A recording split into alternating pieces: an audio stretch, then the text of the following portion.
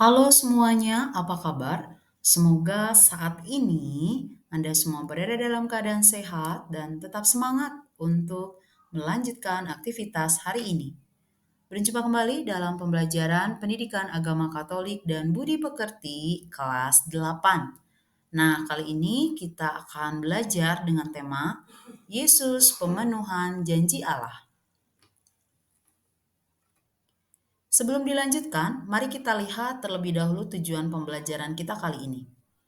Peserta didik dapat memahami bahwa sejak awal Allah menjanjikan juru selamat yang terpenuhi pada diri Yesus Kristus yang sungguh manusia dan sungguh Allah. Nah, dari tujuan pembelajaran itu, kita akan melihat hal-hal yang akan kita pelajari ya, bagaimana alur dari tujuan pembelajaran ini kita pelajari. Yang pertama kita akan melihat makna janji ya. Di sini kita akan melihat nanti alasan orang membuat janji, lalu konsekuensi dari sebuah janji itu apa. Kemudian kita akan melihat janji Allah akan juru selamat terpenuhi pada diri Yesus ya. Kita akan melihat kenapa Allah menjanjikan penyelamat. Ada situasi apa sih ya yang membuat Allah menjanjikan sesuatu kepada manusia? Lalu kemudian yang ketiga kita akan melihat ciri-ciri kemanusiaan Yesus dan yang keempat adalah ciri keilahian Yesus. Nah, untuk masuk ke dalam materi, sebelumnya kita akan menggali dulu pengalaman manusiawi ya.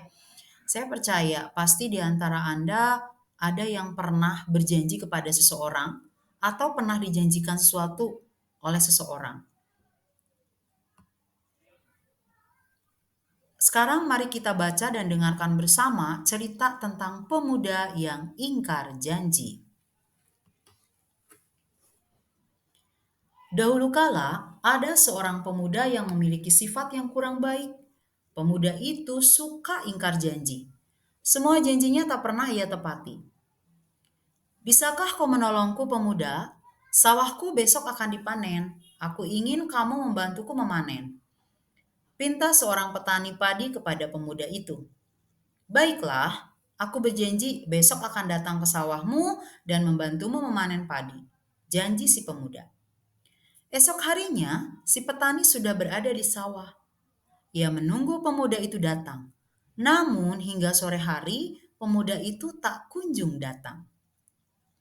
Alhasil si petani tak jadi memanen padi. Berhari-hari berikutnya, hujan terus turun dengan deras. Bahkan diiringi badai yang sangat besar. Padi milik si petani yang siap dipanen pun rusak. Petani itu menjadi rugi karena ia gagal panen. Seharusnya si petani tak mempercayai pemuda yang suka mengingkari janji. Ternyata ada banyak janji lainnya yang tak ditepati oleh si pemuda. Ia pernah berjanji akan menolong peternak mencari pakan ternaknya. Namun pemuda itu mengingkarinya. Akibatnya apa? Ternak milik peternak kelaparan dan menjadi kurus. Pemuda juga pernah berjanji akan pergi ke kota. Semua penduduk desa menitip kepada si pemuda untuk membeli bahan makanan yang dibutuhkan. Namun, lagi-lagi pemuda itu mengingkari janji. Ia tak pernah ke kota dan hanya bermalas-malasan di rumah. Alhasil, semua penduduk desa mengalami kelaparan. Suatu hari, si pemuda jatuh sakit. Ia hendak berobat ke tabib yang berada di kota. Namun, ia tidak mungkin ke sana sendirian. Ia pun mencari orang yang bersedia mengantarnya ke sana. Pagi ini aku tidak bisa, aku harus bekerja di sawah. Nanti sore akan kuantar kau ke tabib. Janji seorang petani kepada si pemuda. Di rumah si pemuda sudah tidak sabar menunggu si petani. Sudah lama menunggu namun tidak ada yang datang menjemputnya. Padahal sakit si pemuda semakin parah. Kemana petani itu? Mengapa sampai sore ini belum datang? Keluh si pemuda. Hingga malam datang, si petani belum juga menjemputnya. Pemuda merasa sedih karena si petani telah mengingkari janjinya. Seketika si pemuda teringat dengan perbuatan buruknya selama ini. Ternyata sangat sakit jika seseorang tidak menepati janjinya. Sejak saat itu, si pemuda berjanji akan selalu menepati janjinya. Ia ingin orang yang berjanji padanya pun menepati janjinya, karena ia ingat bahwa dengan perbuatan buruknya selama ini, ia tidak menepati janji. Ternyata sangat sakit jika seseorang tidak menepati janjinya. Sejak saat itu, si pemuda berjanji akan selalu menepati janjinya. Ia ingin orang yang berjanji padanya pun menepati janjinya.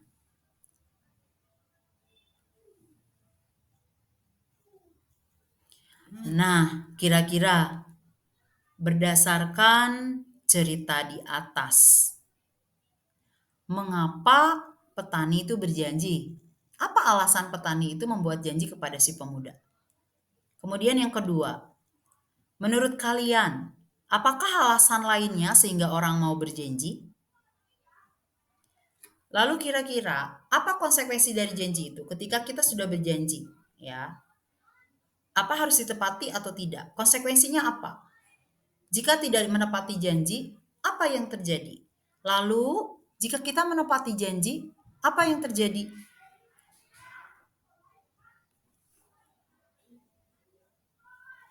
Nah, dari si pemuda tadi kita belajar. Seseorang yang mengingkari janjinya pasti membuat kita kecewa. Jadi, jangan mengingkari janji dan mengecewakan orang lain ya. Mari kita belajar melalui hal-hal kecil. Nah, setelah menggali pengalaman manusiawi tadi, sekarang mari kita lihat apa ya makna janji. Janji adalah ucapan yang menyatakan kesediaan dan kesanggupan untuk berbuat, ya, misalkan memberi, menolong, datang, bertemu, atau janji juga bisa diartikan persetujuan antara dua pihak. Jadi, masing-masing menyatakan kesediaan dan kesanggupan untuk berbuat atau tidak berbuat sesuatu. Dan yang terakhir, janji itu adalah syarat atau ketentuan yang tentu saja harus dipenuhi. Ya, ini adalah arti janji.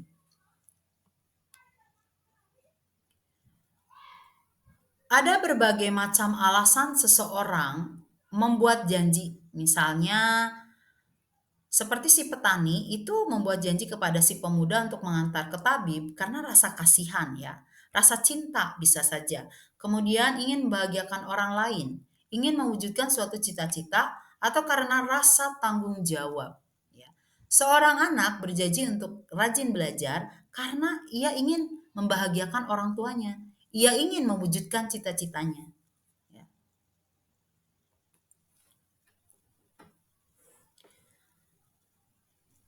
Lalu kita lihat konsekuensi dari sebuah janji apa. Konsekuensi dari sebuah janji adalah harus menepati janji tersebut. Meskipun tentu saja untuk menepati janji itu memerlukan suatu pengorbanan.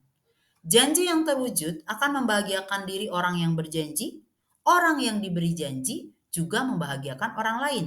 Karena tentu saja apa yang kita lakukan itu akan berpengaruh juga kepada orang lain. Kemudian sebaliknya, janji yang tidak ditepati akan merugikan diri sendiri, orang yang diberi janji, dan juga orang lain. Nah, bagaimana dengan kita? Ya, apakah kita punya pengalaman? Kita memenuhi janji kita atau kita tidak memenuhi janji kita? Lalu efeknya apa? Untuk diri, untuk teman yang kita janjikan atau orang lain? Nah, sekarang mari kita lihat. Ya, ternyata yang pernah membuat janji itu bukan hanya manusia kita, tetapi Allah juga pernah menjanjikan sesuatu kepada manusia. Kenapa? Apa alasan Allah membuat janji? Lalu, apakah janji itu terpenuhi? Mari kita lihat bersama. Nah, kira-kira janji Allah itu apa ya kepada manusia? Perlu kalian ketahui bahwa sejak awal Allah menjanjikan juru selamat kepada manusia dan Allah pernah mengungkapkan janjinya itu seperti yang tertuang dalam kitab Kejadian bab 3 ayat 8 sampai 15 dan dalam kitab Yesaya bab 7 ayat 10 sampai dengan ayat 14. Mari kita lihat bersama kenapa Allah membuat janji kepada manusia. Dalam kitab Kejadian bab 3 ayat 8 sampai 15, kita bisa membaca tentang manusia pertama yang jatuh dalam dosa yaitu Adam dan Hawa. Ya.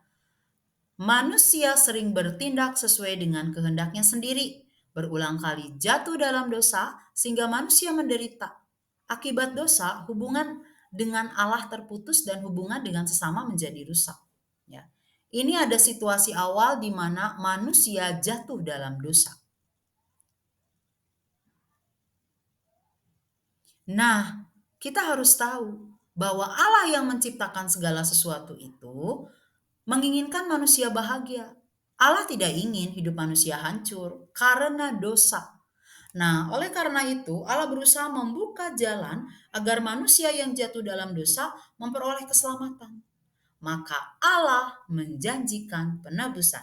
Ya, jadi alasan Allah membuat janji karena ada situasi manusia yang berdosa.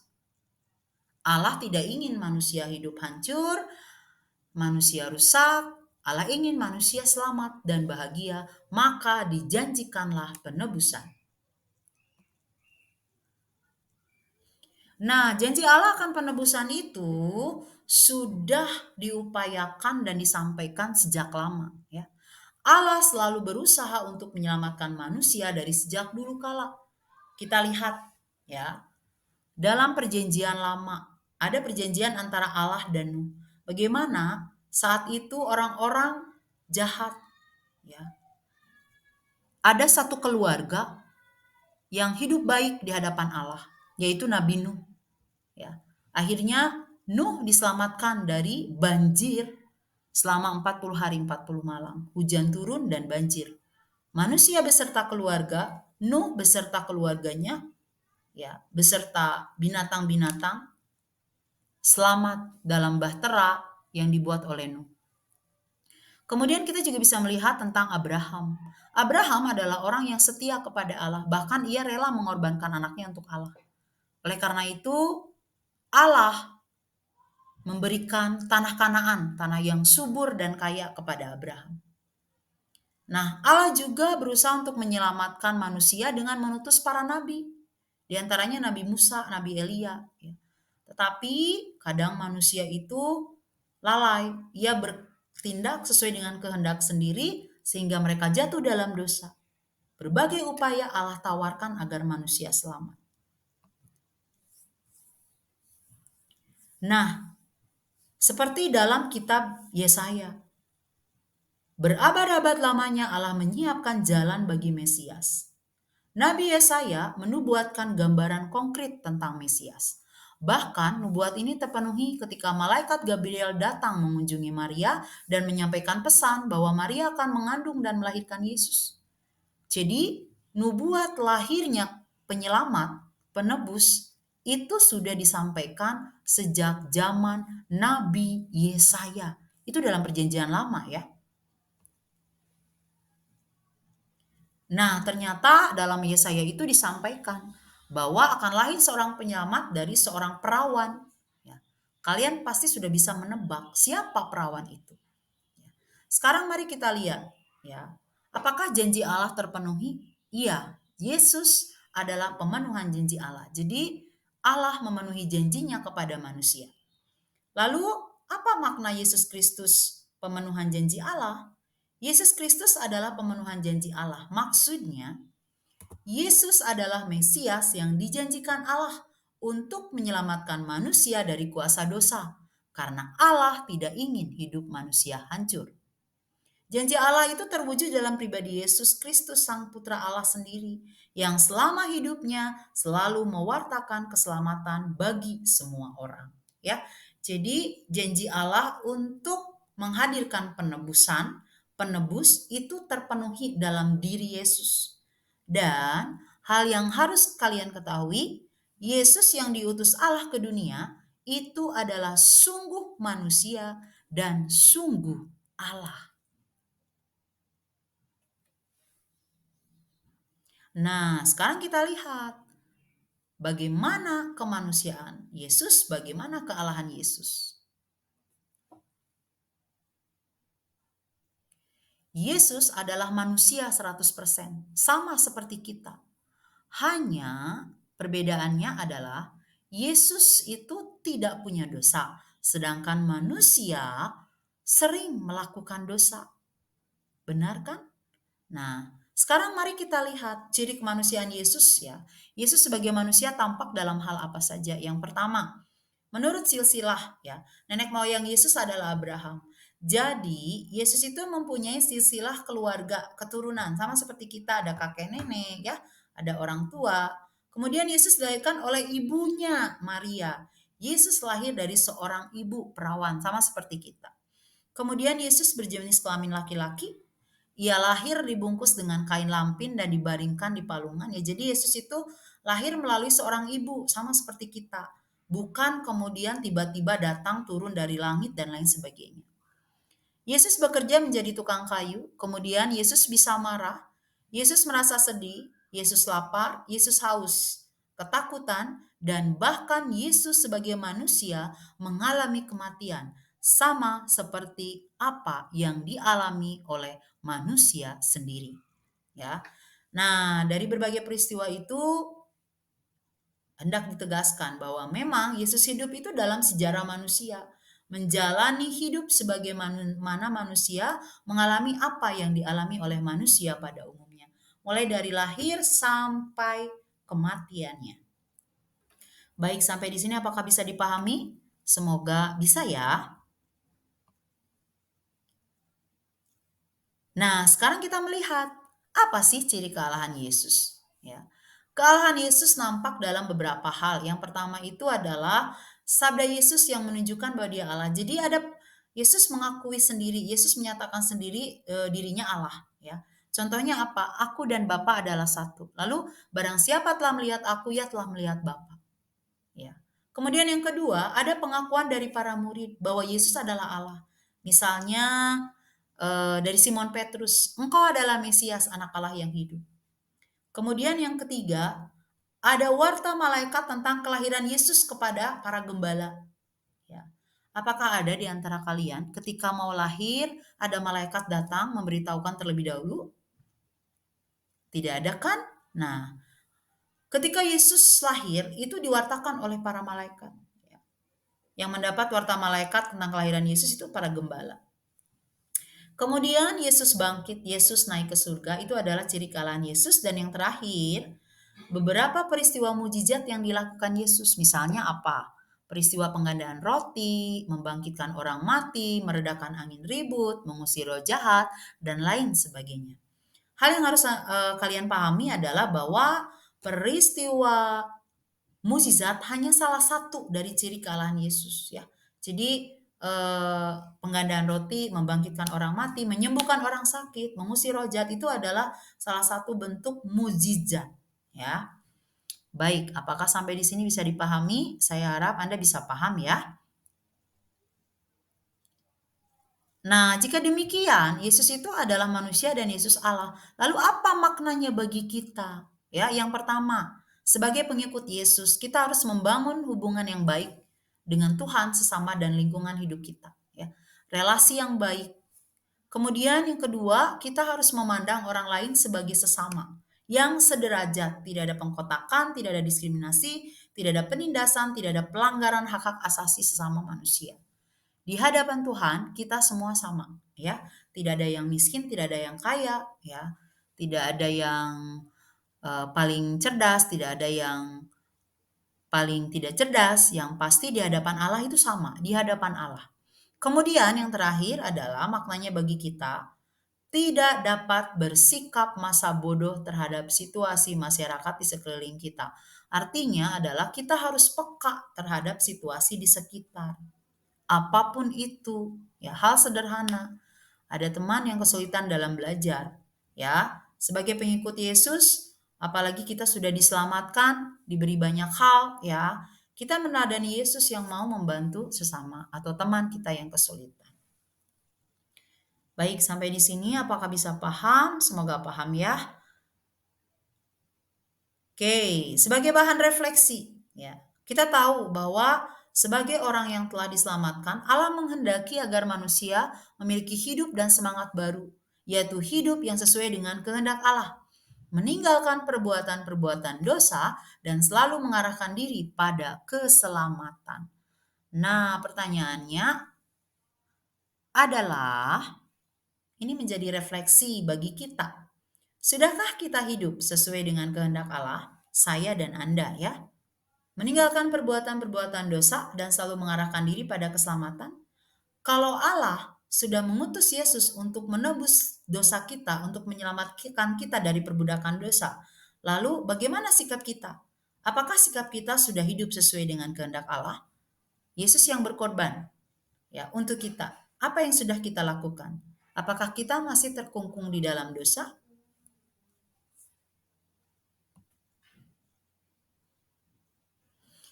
Nah, sebagai pengikut Kristus, marilah kita bersama-sama mewujudkannya. Walau itu tidak mudah, tetapi kita harus tetap berusaha. Baik, demikian untuk penjelasan kali ini. Semoga bisa dipahami ya. Tetap sehat, tetap semangat, tetap teguh dalam iman. Sampai jumpa dalam pembelajaran yang akan datang. Tuhan Yesus memberkati.